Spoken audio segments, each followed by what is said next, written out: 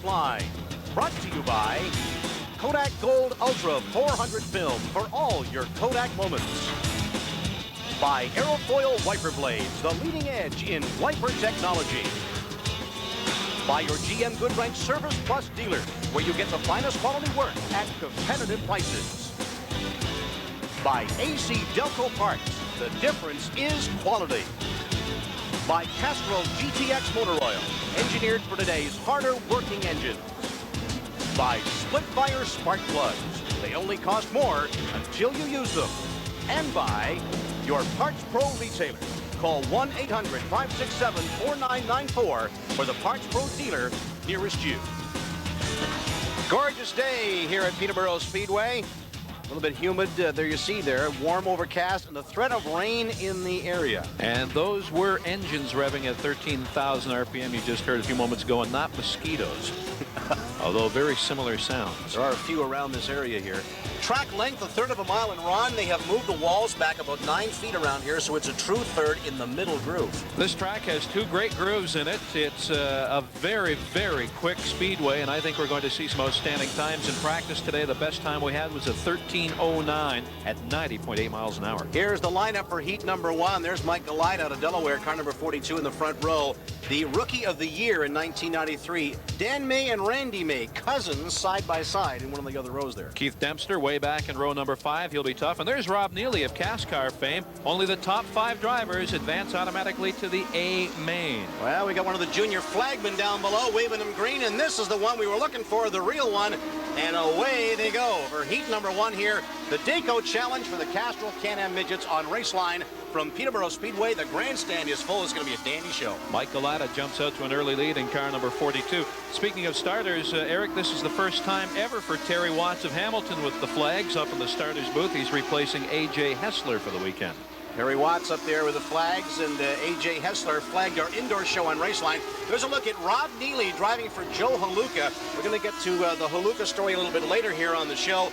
A big, big human interest deal with this crew, and with Rob Neely adapting so quickly from CASCAR into the open wheel ranks. Well, don't forget, too, he came from go-kart racing initially, and had a couple of world championships, if memory serves me correctly, or was right up there vying for it at least. He's in the 0 car. Keith Dempster running very fast times right behind him.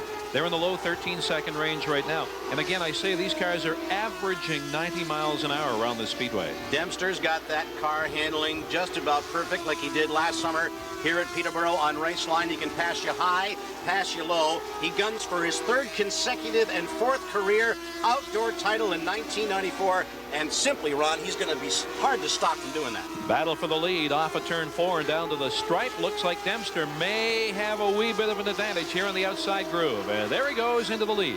So Rob Neely gets a bit of a lesson here on where you can pass at this place, but hanging with him. We'll get a watch on Dempster this time around. This car is really moving at this point, and Neely sliding off the pace. We were predicting, Ron, clocks of around 12 seconds and change, and if you're doing that at this place, you're well in excess of 110 miles an hour.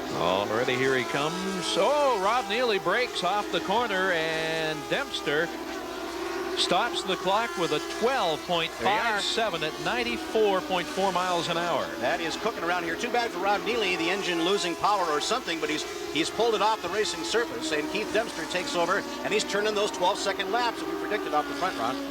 Slowing down now, though, Eric. Caution flag coming out. Rob Neely slowing on the front straightaway, and there he is, broke. And our first caution flag of the afternoon. Yeah, they can't leave him there. He's in a dangerous position. If anybody came off, he'd be in a whole lot of trouble. But Joe Haluka is just beside himself with the way Rob Neely has adapted to this car. He jumped in it the first time in the last indoor show in Niagara Falls, New York in the spring, and qualified the car 12th. He had never seen it, driven it, or even looked at it before. So this learning curve for Rob Neely is just so sharp and so good. It could turn out to be one of the best stories we've had in motorsport in Canada if Rob Neely from CASCAR can do so well in the midgets. Set to get back to green flag racing in one more lap, and I should point out Rob will be running the CASCAR Super Series all summer long as well, so a very busy guy. They should put Jeff Riberty out of Whitby, Ontario into 2nd place in the 26 car, and I think that's Mike Galata in 3rd right now. He's from Delaware, 1993, Rookie of the Year. Galata doing a nice job. Let's see if he can hold it in his sophomore season, but man, they're going to have to get on the pedals pretty quick to catch Dempster. He just takes off. There's the Riberty number 26 trying to hang close with him. but Dempster just starts to pull away even this early after the restart. 26 car you saw pushing in the corner and just not handling quite as well as Dempster, and as a result losing some ground here. He comes off the corner as well, Eric, but having problems going in there. You see the push. There's a real bad push on that 26 car. Oh yeah, Riberty really sliding, and Keith Dempster picks up checkers in heat number 1 here at Peterborough Speedway in the Dayco Challenge.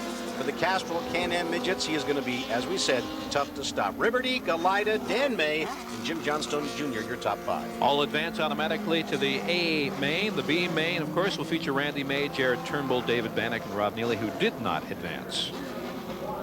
Hi, welcome to the Parts Pro Tech File. Joining us today is Mike Crompton from Competition Systems. Mike's going to talk about this brand new Kawasaki engine. Mike, we've seen an evolution over the last couple of years where the guys that come up between the Yamahas and the Hondas. This new Kawasaki that you're building, is it ZX7? Yes, it is. Mike, what's the big advantage with this motor? I think the biggest advantage is it's just a new generation of engine, a little bit simpler design, more reliable, more maintenance-free, and being liquid-cooled doesn't tend to have a tendency to wear out as quick. We can control the engine temperatures a lot better. What are the guys telling you, your customers? What are they telling you horsepower-wise? This thing giving more power? Well, I think I don't know if we're having any more at the moment, but we're comparable power.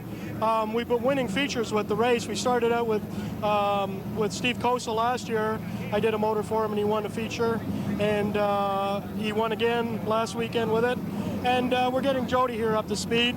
It's a little bit of work, but it's coming right along, and I think it's going to be the motor of the future for the car. Are you comfortable with the motor in terms of research and development and the dependability of this motor? That's the biggest thing. The dependability of it's been virtually unbreakable.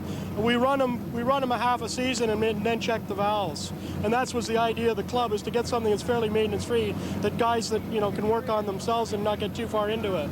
Well, guys like Mike Crompton help make racing a lot more exciting for the Jody Bounds of the world, and building them reliability and making these cars go fast. An engine will go quick and also last is what you want, and the research and development continues. Just had a look at 7-year-old Jordan Smith, who wants naturally one day to be a flag guy. They love him here in Peterborough. He's out at every race. Yeah, and he's accurate with the flags, too. He matches the flag guy consistently. Now, heat number 2, and here we go. Dick Mahoney on the point out of Newmarket, Ontario, the 13-year Can-Am racing veteran. Blair McCann, Wayne Turnbull, Jim Shirtliff, Peter DeMann, a rookie with the Can-Am Midgets, but he's a 10-year SCCA Trans Am road racing veteran. Top rookie in the points right now. This is the 6th race of the series this year, and he's sitting in 10th place overall as they prepare to go green flag racing for 10 laps. Dick Mahoney leads them down to the stripe. We are green in heat number 2 at Peterborough. First race of the season here at Peterborough for these drivers. They'll race 3 times after this one, and lengthy season. 28 races in all. Blair McCann in that number 27. The green car got sucked backwards immediately. And Wayne Turnbull has been doing this for 28 years. The hydro lineman out of Paris, Ontario, leads him around here out in front and doing a nice job. 10 points for the winner, by the way, in these heat races. 7 for second, 5 for third, 3 for fourth, and 2 points for the 5th place finisher. And of course the top 5 from all of these heat races. Problems there coming off of turn number 4. Looked like maybe on the brakes a little too hard. The top 5 go to the A. The rest will have to re-qualify through the B. Little more smoke off the Turnbull 31 and ducking it down. Pete DeMann in car number 15. There's that smoke again off of Turnbull. Whether he's locking them up or whatever, we're not exactly sure. But out in front, doing a good job here, is the 15 of Pete DeMann. In 3rd place right now, the 78 of Mark Zammit. Norm Eberschley coming up through the pack as well. He started 8th overall in the 36 car, and looks like he'll be battling for one of the top 5 spots. Here's a race for second and contact in the corner. Oh, Turnbull and the 78 of Mark Zammit out of London got together. I thought Turnbull was going to get the worst of it, and that is tire smoke. When he threw the binders on, the smoke got a lot worse. So Zammit, 3rd year with the Can-Am Midget Club, says he wouldn't mind trying to drive some super modified somewhere down the line, is on the move. Wayne Turnbull continues to go back, and here's the battle now for 4th place as Jim Shirtliff in the 44 comes up to challenge for the spot. And again, a mishandling car in the corner there for Turnbull. Big push, and he's got his jam on the brakes to keep the thing down somewhere in the groove. Jim Shirtliff out of Mount Albert. Oh, up near the wall. That got really tense. The 15 of Pete DeMann up near the concrete, but he pulled it back down before any damage could be inflicted. And a battle for the lead, and there goes the 78 of Mark Zammit into the lead. We'll get a watch on him and check out his time. This race does not appear to be quite as quick, at least the pace, as that first race. 78 of Mark Zammit and the 15 of Pete Demand. Those cars are almost identical. You got to look carefully. The 78 with the checkers coming out. Zammit without the checkers on the side of the wing is the way to tell them apart. The best way is to find the winner. And Mark Zammit pulls down the checkers in Heat 2 in the Dayco Challenge for the Castrol Can-Am Midgets at Peterborough. And he wasn't quite as quick as the previous race. 13.25 at 89.66 miles per hour. Slightly slower than the first pace. Not making it to the A-Main. Dick Mahoney, Gary Morton, Arnie Bray, and Byron Stickland. They'll be back to qualify in the B-Main. Zammit, Eberschlag, Demand, Jim Shirtliff, and Wayne Turnbull, the top 5. And some nice fans on hand here in Peterborough. Nice signs as well, Ron. Got a little sign-making contest. The winner picking up some Raceline paraphernalia. Performance racing news. North America's Motorsport Authority. Time to do a little Can-Am Midget Club trivia, as it were. U.S. contingent of this club started modern era racing in '66 at what track? Honda, Holland, or Lancaster Speedway? What do you think? Well, I think I know. I can tell you this, though. We've seen only 15 different winners in all those years. Absolutely. That's the parity this club really enjoys. Paul Husby out of Holland Landing and Dave Balich out of Oakville in row number 1 as we swing, Ron, into heat number 3. Todd Cresswell in car number 3 could be tough off the second row. Bob Crawford almost became the president of this club recently out of Sutton West. And Al Forbes, a local favorite, way back there as the 9th entry in this 10-lap heat race. Steve Cosa has a feature win already at Sunset Speedway as these guys take the green to try and add to their totals. That is amazing, the variety of winners that we've had in this club. Keith Dempster back in the first race. Eric ran a 12:57 at 94.4 miles an hour. No one has come even close to that time. We'll get a watch on the leaders of this race and see what kind of times we're running here. 2 good grooves on this track, and there you see this driver taking the second groove. It seems to be the preferred groove around the speedway. David Balich out front. Balich is leading right now, the multi-time Ontario Provincial and Canadian National Go-Kart champion. There's Jody Bound of the Stouffville, former winner of the Rick Sykes Memorial Award as the most improved driver, and a kid with a lot of flamboyance. He showed up at the awards banquet with a tuxedo-style top on and shorts and sneakers. Yeah, he was the topic of conversation. I think that's exactly what he wanted. Now Bob Crawford in the 10 out of Sutton West, Ontario. He's moving up to the field run. The time, incidentally, for Dave Balich up front in that 12 car, 13.2 at exactly 90 miles an hour on average. A little bit better than the last race, but not quite as quick as the time set by Keith Dempster. Here is Bob Crawford. You mentioned he was vying for the presidency of this club. Harry Macy hangs onto that. Bob himself, though, is a former vice president of this club and an accomplished downhill skier in the wintertime. Yes, the vote was real close. It sure was. 6 votes away. So Harry Macy hangs on to the presidency of this club and has been the president for a long time. However, Bob Crawford's family is a co-founding pioneer member of this club, helped to shape it many, many years ago. A lot of families in this Can-Am Midget division, Eric. There's about 12 families racing in this division. I think about 36 cars on average at each and every meet, and 24 make it to the A-Main. So a lot of friends and family in the pit area, but everyone cohesive in making this thing go. This is Dave Balich out front and running very, very strong. As a matter of fact, with the white flag coming out one more circuit here at Peterborough, this is the strongest I've seen Dave run in a long, long time. There's a lot of charity work whenever he gets the chance to try and give some of the opportunities he's been able to achieve back to the community. There's a lot of work with children's hospitals. Checkered flag for Dave Balich in car 12. Charlie DeRosa in the 39 will take second place. He started way back in 5th, so he moved up a bunch. Bob Crawford in the 10. There you see it, moves into 3rd. Todd Cresswell 4th, and Steve Cosa takes the 5th position and advanced to the A-Main. All righty, so heat number 3 a little bit quicker than heat number 2, as you see the top 5. Let's go on a tour of one of these midgets with John Massenberg. Hi, welcome to the Split Fire Track Fact. You know, when we're driving down the road in our own personal cars, life is pretty good. You've got the air conditioning on, the CD player going. Well, it's not the same for race car drivers, and it's no different for Arnie Bray. We're talking about a very compact driver's area. As you can see, Arnie's legs actually go under the fuel injector tubes that run on top of the motor here.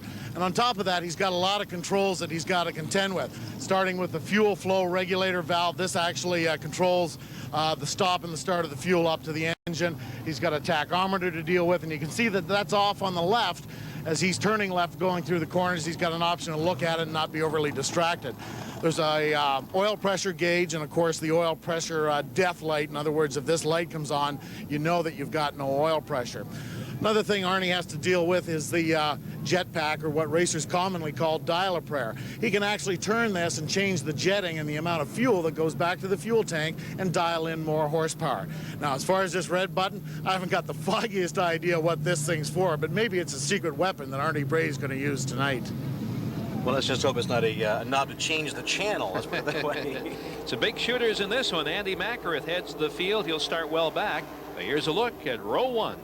For number 2, there's the mechanic with the Toronto Transit Commission, Jim Muncy, in row number 2, and he's driving for Can-Am Midget Club President Harry Macy. I think we'll see some pretty good times. Andy Macareth, the points leader, right there outside row number 4. He has 671 points after 5 events. And a good lead over Mark Zammit in second place overall in the points so far this year. RPMs come up, and these engines are screaming under the green flag to turn them loose on heat number 4 at Peterborough Speedway. The Dayco challenge for the Castrol Can-Am Midgets. 90 is McIntosh. The 9 is Jim Muncy, and they are on the move, and Muncy in the 9 will take over. We'll get a watch on Muncy. He could be very quick now here in this, the 4th heat race. So already a lot of tire rubber down on the track, making this thing stickier. We'll get a watch on him now as he heads across the stripe. Second place, the 74 car.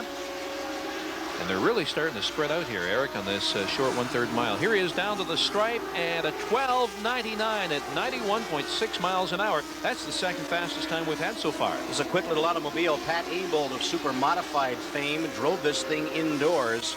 Jim is a pretty well-rounded racer. He dabbles with dirt bikes and likes to scuba dive to relax. He's a very diversified fellow. Well, way out in front, pulling away here too much. Started 3rd and now sits out front. Here's Andy Macareth. He's turning it on a little bit here, putting some pressure on the 74. Battle for position across the stripe, and looks like they've slowed a bit. A caution flag as the 61. Mike Wetherill out of Unionville, Ontario, the Formula One snowmobile racer in the NTN Bearings machine, just his sophomore campaign with the Can-Am Midgets, and yes, we are under yellow. Check with this guy, the other flag guy. Well, he's all right, but we want to check with this guy to make it official. Yeah, that's Jordan Smith once again. I think he has a pretty good shot one day of becoming a flag man. What do you think? Oh, I would have to think so. Or flag person, I guess, to be politically correct. You know, you mentioned Andy Macareth with the white flag coming out here. Nobody has more to prove than Andy Mac. Can you win 7 outdoor shows in one season and still lose the points? Yes, you can. That's what happened to Andy Mac last year to his friend and main adversary, Keith Dempster. So you can bet, after winning titles in and outdoors, he doesn't want that to happen again this year. Not only did he just lose, but he lost by 482 points. And the next 4 drivers after that were separated by just 135. So you figured that out. It was a dominating year for Keith Dempster, obviously. Sure was. 7 feature events and still lose it. Gives you an idea of Dempster's power. But right now, the powerful man is Jim Muncy out of Pickering in car number 9. There he goes, and stretching it out even further on. Keep an eye on the 40, though, of Macareth, sitting back there in 3rd place. Wait for these little tires to get heated up. And I think you might see him on the move. He's right in behind the 74 and putting on some pressure. The 74 of Ken Lorenz out of Lancaster, New York. He sits on the board of directors of the Can-Am Midget Club, and his wife Cindy is the media relations director. There's Andy Mac tucking it down a little bit loose on the back end, and he swings it around the Ken Lorenz 74. A nice move. Lorenz running 5th in the points after 5 events so far this year, but there goes the points leader Andy Macareth into 2nd place right now, and now he'll try to reel in Jim Muncy, but he has a lot of reeling in to do. Might not have enough time. Yeah, running out of time here rapidly. These heats don't take very much time at all to execute. He does appear to be running very fast, though, Andy Macareth. We'll get a watch on him and see how it compares. 12:99 was the time for the lead car, Jim Muncy. And we'll get a watch here on Andy Macareth and check out his elapsed time. Getting down towards the bottom, and Andy Mac is on it hard, trying to catch this man, Jim Muncy, out of Pickering in car number 9. And that car is very, very quick. We're going to have ourselves a nice A-main as the checkers do come down for Muncy in car number 9. And check this out. Andy Macareth ran 11/100ths of a second quicker than the leader at 12:88. In 2nd place, he has a fast car. Well, a couple more laps, he may have been able to catch him. The 72, 01, 61, and 24 not advancing. These 5 do. And, of course, those who did not advance will come back in the B main. Only 4 of those drivers will go on to fill the A main. More of the Dayco Challenge from Peterborough on Raceline coming up.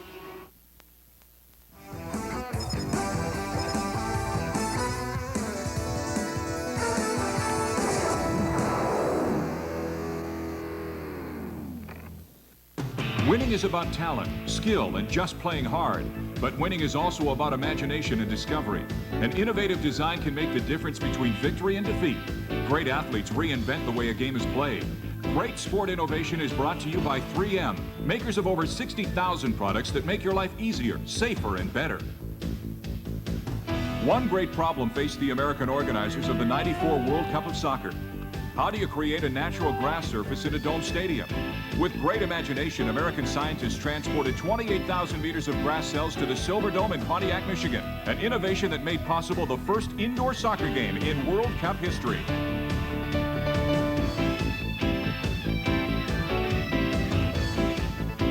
Great sport innovation is brought to you by 3M, because imagination is the key to better living.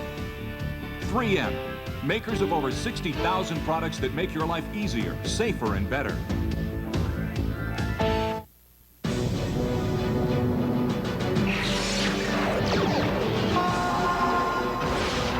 The final chapter has been written, but the adventure isn't over with Star Trek: The Next Generation, the collector's edition on video cassette. Engage. Start your video collection where it all began with the classic 2-hour series premiere and Counter at Farpoint for $195. Yes. This Farpoint station will be an excellent test. Every scene, every episode is a masterpiece of science fiction. And Star Trek: The Next Generation, the collector's edition, includes episodes you won't find anywhere else. There is no minimum to buy. There is no commitment. This is a journey only you can decide to continue. To get your premiere episode video cassette for just $195 plus $3 shipping and handling with subscription, get your credit card and call now, or mail, check, or money order to the address on your screen. Eric Thomas, Ron St. Clair, and John Massenberg. Welcome back to Peterborough Speedway for the Dayco Challenge in the Castrol Can-Am Midgets. We have whistled through 4 very quick heats. Now we're all set to line it up. It's the B main, and Randy May will lead them off inside of row number 1. And even the B main field is impressive. It sure is, and row number 1's a good place to be, too, because only 4 of these drivers, and there are 16 in this B main, will advance to the A main. Al Forbes from Peterborough, a lot of fans on hand here at Peterborough. Will be looking forward to him finishing well. And this is going to be a tough one. Rob Neely, you recall, broke in his heat race. Right. And look where he starts, Eric, way back in the 7th row. Ron, if you're looking for a hard charger, keep your eyes on Gary Morton in the 43 out of Stouffville, Ontario for owner Dave Cook. 3 separate closed course speed records belong to Mr. Morton in Super Modified, so the 43 could be a car to keep your eyes on to move up quickly through the pack. But right now the pack is coming around turn 4 looking for the green. Randy May and Mount Hope will lead him down for the start of the B main at Peterborough. Again, only 4 of these drivers are going to advance to the A main. They have 15 laps to decide it. And out front, it continues to be the pole sitter, Randy May, out of Mount Hope. He has competition right off the bat here on the opening lap. 3 cars forming a breakaway pack here. And they're really tight after that. But look at this, jostling for position. Dick Mahoney in the 79, a little bit wobbly there. The car without the wing. Let's get back in the pack here and see who is moving up. 43, Morton. That's the 43 of Morton that we talked about at the start of the show. And there's the 84 of Jody Bound. That car not handling as well as we've seen it before. But Morton is on the move, as we talked about here. He's the hired gun in this race. Super Modified fame, rather. And, of course, Cookie, the car owner, is a good guy, too. Always very friendly in the pit area. Fountain of information as well. 0-1 of Mike Stahl, the machinist out of Niagara Falls, New York. A feature win already outdoors. Sticking with Randy May in the 23. A nice little pistol shoot up front run. And a ride on board here with Mike Weatherall in car number 61 as the lights are on here at Peterborough. Didn't take too long. And there's Neely in the 0, moving up. You get an idea how much contact these guys actually do make. Yeah, Neely tried the inside, no luck there, so he scooted to the outside. Don't forget, Neely started way back in 13th position, and he's on his way to the front in a hurry. Stahl in the 0-1, really coming into his own, especially at depth indoors. and starting now to spread out with that feature win we mentioned outdoors as well. A well-rounded racer with the Can-Am Midget Club, and one of the favorites, of course, with the U.S. contingent, and a lot of them here at Peterborough to watch their guys run. If the checkered were to fall right now, 4 of those 5 would be in. Rob Neely trying to nudge his way up into 4th, and he does. He might even shoot for 3rd. Contact on the rear of the 79. Oh, the 79 car, Dick Mahoney, he gulped there big time when Neely got into the back of him. But Rob Neely is charging up. He is adapted so quick for CASCAR. It's amazing. See if we can get a watch out on the leader here as they continue to run in tight formation around this speedway, vying for just 4 spots. 1 car off the pace on the inside. I believe that's the 61 car by the looks of things. Mike Wetherill. Yes, he's off the pace on the inside lane. You see the Paul Husby, rather unorthodox looking number 60, working himself down the lower groove. That car decidedly off the pace, but now the field gets pretty scattered. There's the 43 of Morton, the 23 of Randy May. A little more contact back in there as Morton and Dick Mahoney in the 79 got together. Neely has made his way to the front and is starting to pull away from the field right now. We had a watch on him on that last lap. 13.13. He is out of your picture because he is that far in front. He's running laps at 90.5 miles an hour on average. He started well back, and look at him go. He was working on the rear brake, right-hand side rear brake of that car as we were talking to him in the pits.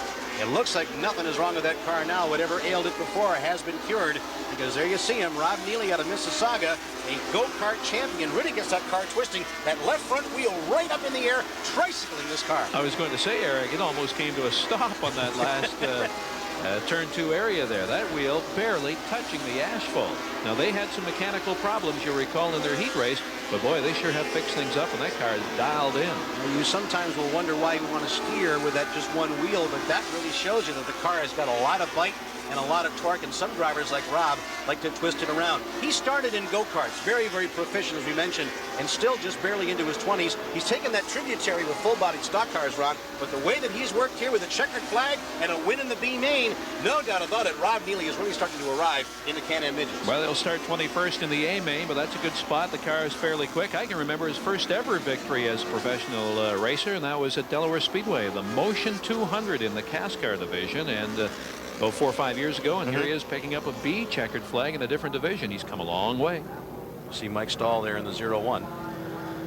Rob Neely, Mike Stahl finishing second, Mahoney, Gary Morton, and Randy May. And on the bubble, Randy May, the 23 car. So Gary Morton, that we mentioned off the top of this B main, Ron, moved in to finish in the top 4. He really did charge up. That'll make Cookie happy. That's just the way the cookie crumbles. So, the win in the B main to Rob Neely. There he is in the 0, driving for Joe Haluka, and this is going to make Joe feel even better. Well, John Massenbird is making his way down there. We get a look at this youngster, still a very, very young driver. I guess he'd be 22 now, I think, if memory serves me correctly. Anyway, John's down with Rob Neely. Well, congratulations, Rob Neely. The last time we saw you here at Peterborough Speedway, you were going into corner 1 and 2 in a ball of flame. A lot different result. Congratulations on the win in the B main. Thanks a lot, John. Yeah, it was quite a bit different before. The toes last time got a little warm, but this time brought the Can-Am Midget to first place, and hopefully we can do it in the A. Now, the last time was in a CASCAR. This time in a Midget. Big difference in driving these cars. A lot faster. Yeah, it's a lot faster. It's a real nice feeling when you can step on that throttle and the car just goes. Okay, we've had a little rain here. We had a rain break. The track was green. How's it feel now? Actually, the track felt really good. Had a little bit of push because it was still wet in a couple corners, but I think Kim did a great job, and he's putting on a great show for everyone, and it's just been a great night for us so far. Well, congratulations again, and good luck in the A. Thanks a lot, John. Rob Neely, winner of the B main here at Peterborough Speedway.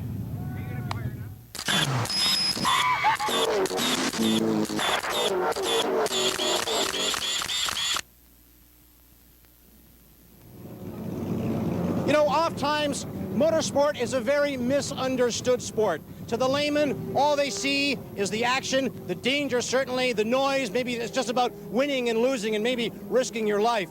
Well, certainly motorsport does contain those elements, but it's a sport about people, ultimately, about drama, and about how people's lives are wrapped around this sport. There are countless stories about drivers making comebacks from devastating injury. Come back because racing is just so much a part of their lives. And this starts to tell our story of 61-year-old Joe Haluka of Mississauga, Ontario. In '54, someone dared Joe into a race car and his life was changed forever. In a super modified, Joe starred at C&E and Pinecrest Speedways in and around Toronto and places like Oswego and Indianapolis Raceway Park. Then in 1972, Joe Haluka's racing world turned upside down. He suffered a heart attack and he was only 40 years of age. However, Joe was a fighter, and 10 years later, he was back. Oh, that was the last thing in the world I ever expected. I figured I'd go on forever. I figured I was just in my prime at the time. When it happened, it really devastated me. It took a while to get going. Then I got into the Can-Am midget, figuring I'd be at least active, not driving, but at least having part of something. Now, turning a wrench isn't the same as turning the wheel, but it does keep Joe involved in the sport he loved. It was in his heart, so to speak. Only trouble was, Joe's physical heart wasn't cooperating, and once again, health problems took him back down. And in September of 1991, Joe Haluka became Toronto's 117th heart transplant patient. Well, I had no choice because I would have been dead right within a couple days. And it was a hard recovery coming back from the transplant. It's like starting to learn to walk all over again. But here I am, and I got a lot to be thankful for. After the transplant, Joe vowed two things. He would help others with heart problems, and he would stay in racing by coaching up-and-comers. Yes, I figure anyone signing the race car has a little bit of pride. They get their name on the car, they have a little feeling, and the more funds we can raise, the more research they can do to extend the period of time between removal and then transplanting of the heart. They're only allowed 4 hours at the time now, which they're trying to extend to 6, which will allow more for traveling time. And this is very crucial to get this done. All right, so what about this young up-and-comer? Well, as it turns out, his name and his face is pretty familiar. CASCAR regular from Mississauga, Rob Neely, had never ever driven anything open wheel before until he jumped in Joe's car at the Niagara Falls, New York Convention Center in the spring. One of these Can-Am midgets, the power to weight ratio is just unreal. It's such an awesome feeling when you go you step on that accelerator and that left front wheel comes off the ground. It's an awesome feeling. It's not like the CASCAR at all. He excited me by qualifying 12th in the time trials, and no one has ever done that in this car. And he's a born natural. He has what it takes. He has the desire and the get up and go. This boy is going to go somewhere. I'd put my money on him. This is the most marvelous comeback story I've ever heard of in motorsport. Joe, it's been 3 years since your heart transplant. How do you feel? I feel pretty good, really. A lot better than I did before, I'll tell you. And if this continues, from what I understand, the doctors tell me each year it gets better. I got a lot of living to do yet. Faced with a struggle of this magnitude, many would give up. But Joe fought back to give something back to racing and the very people who helped give him a second chance to win the toughest race of all. The race for life itself. Joe Haluka, one of racing's colorful people. Brought to you by Kodak. And when do we get an answer to PRN trivia? The American drivers in this club started racing in '66. A, B, or C, Ron? B. Well, I don't know. I would have a funny feeling it's Lancaster, just outside of Buffalo, New York, and they are back running there again after several years' absence. And here in Peterborough, weather could be a factor for the rest of the show, Eric. Because of the threatening rain, we're going to forego the usual driver introduction on the front straightaway. Just simply roll these 24 Can-Am midgets out for their 30-lap feature race. It's going to be green on Raceline in a moment.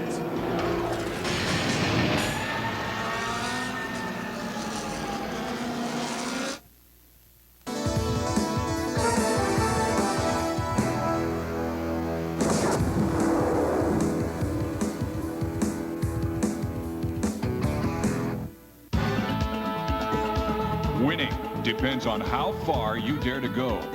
Victory requires talent and skill and the determination to push to the limit. Living on the Edge is brought to you by Edge Shaving Gel, because to win, you need the edge. Aerial skiers speed down icy slopes, approach the edge, and push off with every ounce of strength. The object, to fly above the mountain peaks, to live a dream. It takes courage, instinct, and split-second timing, or you'll crash in the frozen snow below. Soar like a mighty bird. Land with the soft touch of a graceful cat. Living on the Edge has been brought to you by Edge Shaving Gel. Ultimate closeness, ultimate comfort. That's the Edge. Winning is about talent, skill, and just playing hard. But winning is also about imagination and discovery. An innovative design can make the difference between victory and defeat. Great athletes reinvent the way a game is played. Great sport innovation is brought to you by 3M, makers of over 60,000 products that make your life easier, safer, and better. Formula One Racing, a hothouse for technological innovation. Perhaps nowhere else in sport is victory so dependent on the imagination of engineers and designers. The turbo engine, better aerodynamics, improved carbon brakes and active suspension systems. Inventions that led to victory on the track now improve the performance of conventional cars.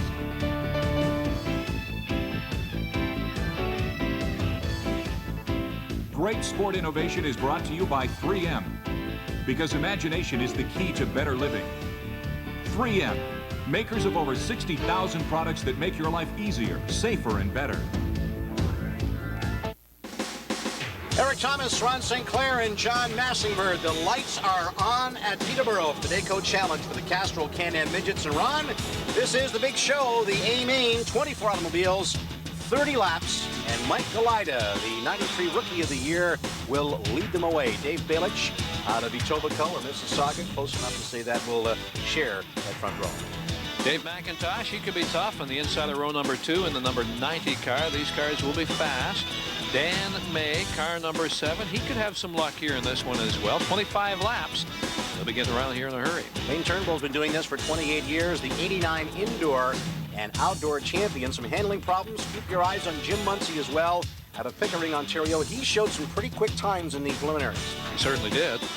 He was, I think, third fastest overall. He ran at 12.99 at almost 92 miles an hour on average around this track. Here's the balance of the field. Jim Shirtliff with a good spot. Ken Lorenz, the veteran, on row 4 as well. Jeff Riberty and Pete DeMann in row number 5. Charlie DeRosa, probably the best threat from the U.S. side of this club to do some good things. And Mark Salmon, who's been very, very quick. Jim Johnstone Jr. out of Hamilton, third in outdoor points last year for most of the run, then finished 4th. He does very well in the outdoor format. Keith Dempster outside of row number 8. Norm Eberschlag back there. Andy McArith, Todd Cresswell, Rob Neely. Some of the big shooters are well back in this field. Oh, that makes for a nice charge. And now they're going to go 4 abreast. They come by and salute the fans. Love it. Oh, yeah. That's such a picture. Look at the lighting here at this place. This is spectacular. Colors galore. I think it looks better at night than it does during the daytime. There's the grandstand. This is fabulous. Twilight time in Peterborough. And this is a beautiful, beautiful, ideal night for racing. Absolutely. Just a titch on the humid side. The track is in great shape. Just that little washboard in turn number 1, but nothing to really get worried about. So keep your eyes on Dempster, Morton, McAreth, and that ilk, Ron St. Clair, to make their charge up through this field. It's the A-Main. It's the big one. 30 laps, and we'll turn them loose probably next time around. Kim and Karen Wallace have put together a super facility here, and of course now they have another one as well, Cayuga. Yeah, busy people, but they know how to operate. Imagine these cars going on that inner oval in late August in Cayuga. That should be a good show. Should be. Lining up and looking mighty pretty down the back stretch. Mike Galida out of Delaware, Ontario, brings the field around, looking for that green flag. Let's turn them loose on the A-Main. They'll start in the 13-second range until the tires get heated up. That's about 90 miles an hour on average around this track, and they'll speed up to about 92 on average. And this thing will really pick up its pace about halfway through. Oh, Jim Muncie in the 9, swinging around on the outside. Galida in the 42, but what a hole shot and a jackrabbit start that Dave Balich got. He just rocketed out in front. He's on the point. There he goes, almost out of your picture. That's how far in front he was. Give a good look on board here at the traffic going around these corners. Hitting about 105, 110 miles an hour on the straightaways. That's right on board for a while. Give you an idea what it's like to run with these boys at full throttle around the 1/3 mile oval here at Peterborough. Great field once again, Eric. This is the 29th year for the Can-Am Midgets, and this is the first of 8 races at Peterborough during the '94 season. They raced here only 4 times last year, so obviously they're enjoying the facility. Some bumping and banging going on there. Gord Bush in the 34, you saw it there just a couple of seconds ago. Everybody trying to find their own little space to run in here. Back on board with Mark Salmon on the Sony Aerofoil onboard handycam. Pretty tight quarters. Ken Lorenz just up the head there in the 74 on the outside. A lot of room here, but man, they're still tightly packed. This pack really hasn't broken up, except, of course, for Balich way out in front in car number 12. Well, I like what Rob Neely said in the Zero car. When you come off the corner and put the throttle down, these cars just jump into action. But on those onboard shots, you can see there aren't too many holes out there to aim for. Eberschlag in the 36 doing some weave in there, hit a rock or something, saw a bit of a spark.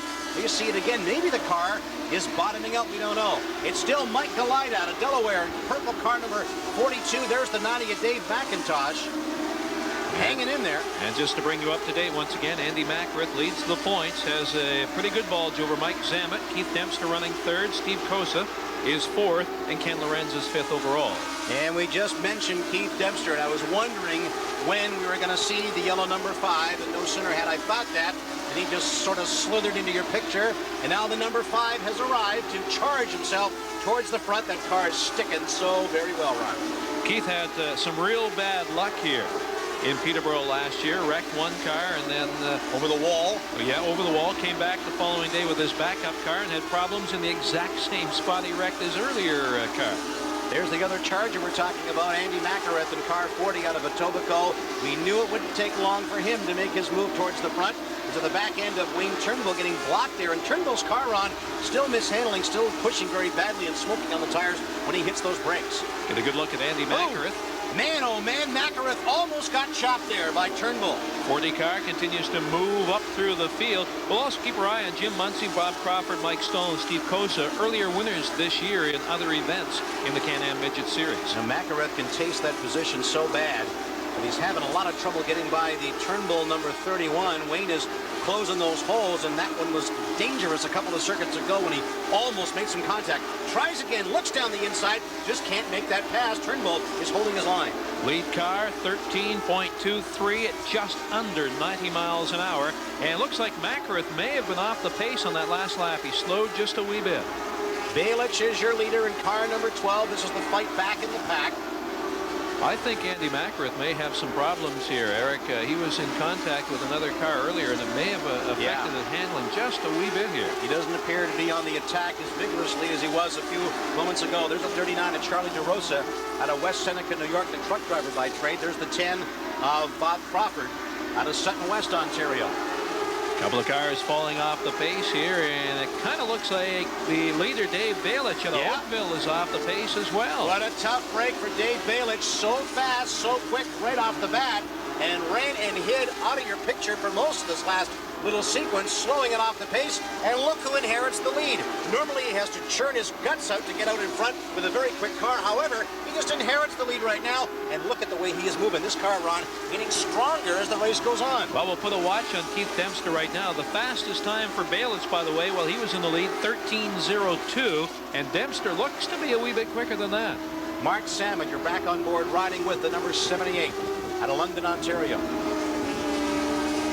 Good action all the way through this field, and Dempster across the stripe. Eric, how about this? A 12:58 at 94.4 miles an hour. Outstanding. There's the 0 of Rob Neely out of Mississauga. Sparks on the bottom end, perhaps those mechanical problems resurfacing. Last car in the lead lap, Rob Neely, as Dempster's right behind him, trying to put him down as we wind down this A main feature.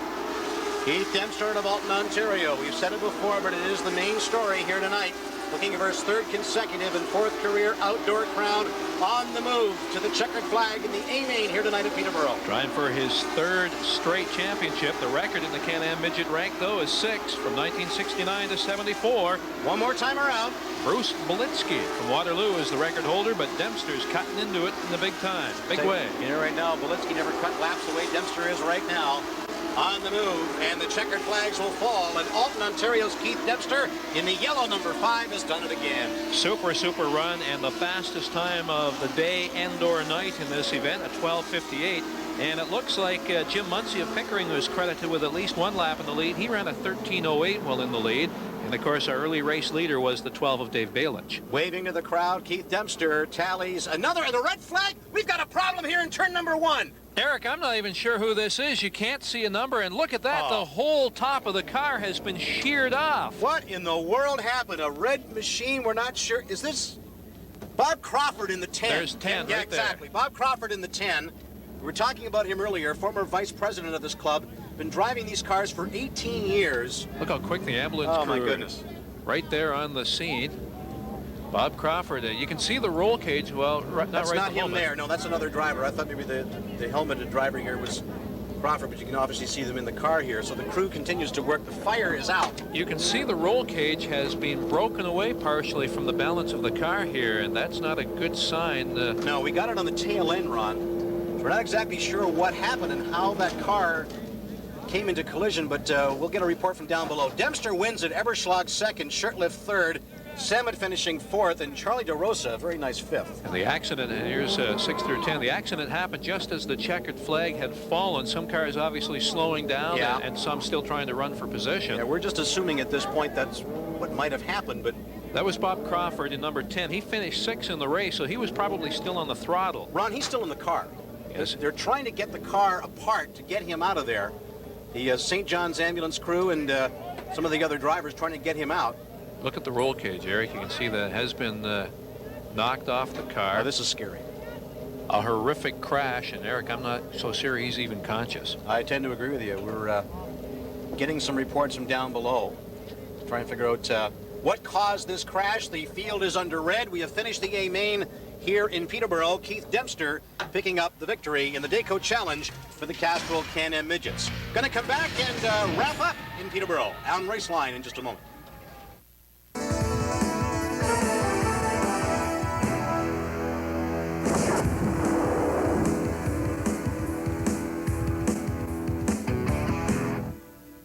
Jean-Luc Brassard, Canadian Olympic gold medalist. To win gold, you've got to want it. So I push myself to do my personal best. That leaves my hair sweaty and out of control. So I reach for Pert Plus. I've tried some other 2-in-1s, but Pert Plus works. I get the control I want. Pert Plus has control-enhancing conditioners that help smooth every strand to leave your hair more manageable. With Pert Plus, I don't fuss. I get hair that I can control. A winning combination for manageable hair. You want to be your best?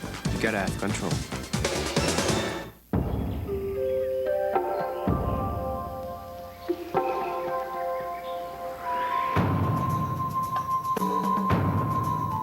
Something wild is happening to men's grooming. Now the Gillette series of high-performance personal care products comes in an invigorating new scent. Wild Rain, the newest fragrance of the Gillette series. Just about 6 inches, okay? On 3, 1, 2, and 3. Slide down. Well, Bob Crawford has been removed from the car, but he is hurt. Yes, he certainly is drifting in and out of consciousness. The crews have him on the stretcher and are moving him now towards the ambulance. Eric Thomas, Ron Sinclair, John Massingberg, the Dayco Challenge for the Castrol Can-Am Midgets at Peterborough Speedway. And just after Keith Dempster took the checkers in the A-Main, a horrible crash right up here in turn 1. This is a replay of it. On the right hand of your screen, the red car. Have a look. Wow, he was already upside down when he hit the wall. Yes. He ended upside down, and look at this. These people right in the car. They got there within split seconds when he landed, but there's no roll cage on that car. Thank goodness the extinguishers were there and charged and got rid of that fire in short order. Another look at it. See if we slow this down, have a good look at this. Don't forget they're doing about 105 miles an hour right there. Man, once he was up on two wheels, he was gone. Into the wall, cage first. That sheared off the cage as the car is moved into the pits. Here's John with winner Keith Dempster. Well, congratulations, Keith. A sparkling run.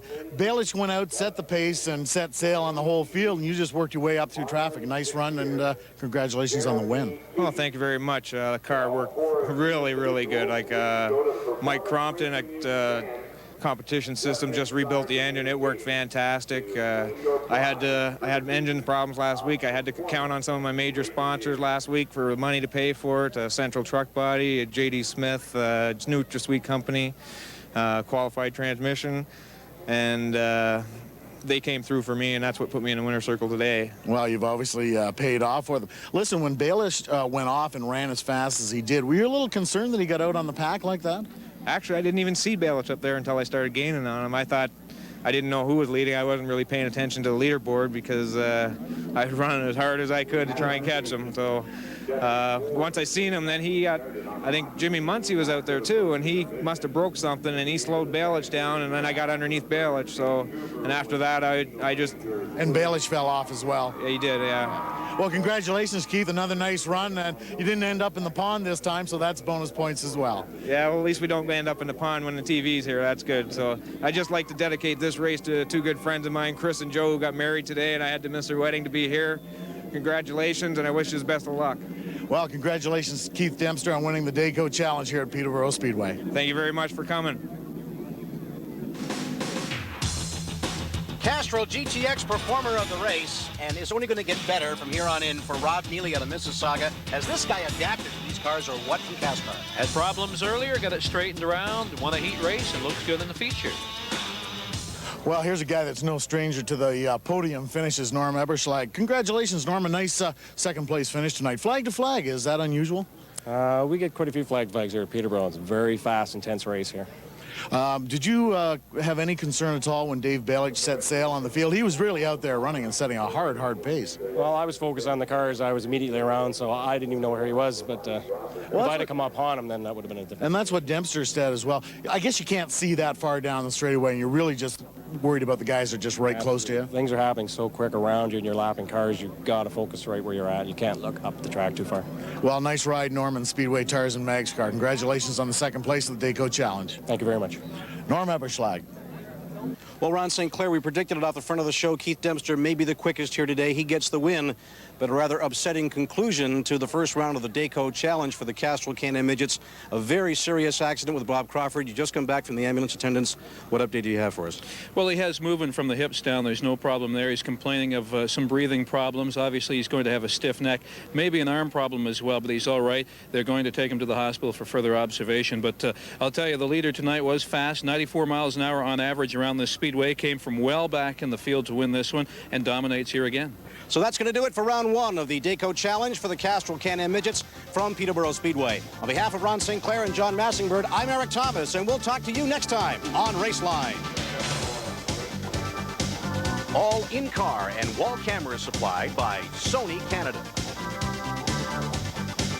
Raceline has been brought to you by Kodak Gold Ultra 400 film for all your Kodak moments.